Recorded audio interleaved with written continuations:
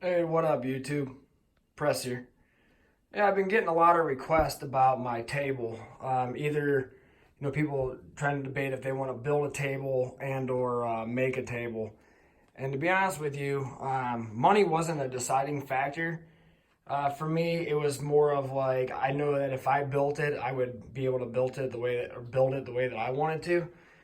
So I've been getting a lot of questions, and there's just certain things that need to be done. So your table playing surface, the layout here, this flat surface, has to be between 27 and a half and 28 inches. That's what I've noticed on the majority of tables that I play on, are 27 and a half, 28 inches to the top. So I made mine at 27 and a half. So what I did was I went ahead and I cut 2x4s. Here, I'll show you underneath. I cut 2x4s and I placed them together. So I got two 8-foot tables. So I have a 4 foot by 8 foot with four 2x4s nailed or screwed together. And I cut each one of those at 26. Yeah, it was like 26 3/4 of an inch because I have a 3/4 inch piece of hardwood on top. So what I did is I made a frame out of 2x4s, which I don't know if I can show you. So sorry, the lighting's kind of sucky, but so I made a frame around the outside and then I screwed them in on the corners, right? So this is underneath my table. I actually have no support. It's just a frame around the outside that goes all the way around that matched the 4x8 sheet. And then I cut my legs at 26 3/4 plus 3/4, 27 and a half. And then I screwed those all in, butted them together. And then on this side, I used regular felt from like Joann Fabrics.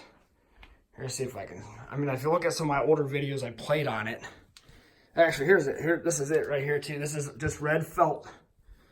It's not really all that thick. It's just regular red felt.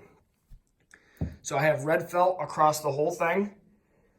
And then I have this green felt that I actually use to cover my buckets.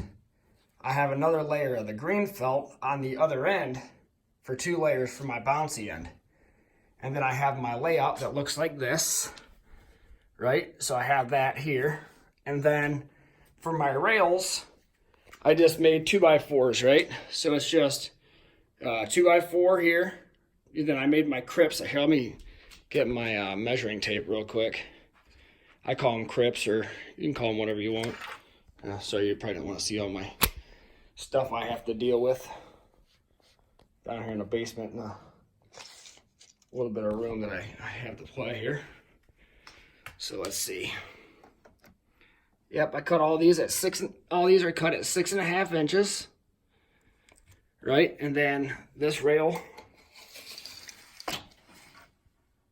4 foot 8.5. So I did 2 rails. This rail here. And then this rail here is 4 foot 8.5, and then you just put them together. And then I used 2x6 for the top. A lot of people use 1x. I used 2x because I wanted it to be sturdy. And then I just made this cool little box. But if you have any questions, I know this is kind of like a janky little video I'm trying to like show you and whatever. And then this stuff against the sides is what you use to form concrete. You can get it ripped. I had mine ripped at 11 inches, and then I just have my my gaiters clipped on. For being at home, it's fine because I actually can slide my table out to a 16-footer. Right now I got it set at 12 because that's the size that I play on. Or you can 14, whatever you want to do. So if you guys want any information or ideas, different ways of doing it, or material list, or I've drew it all up and built it myself. So get me up at 36fullpress@gmail.com, and I'll let you know what I think. So all right, later. You guys know what to do. Press out.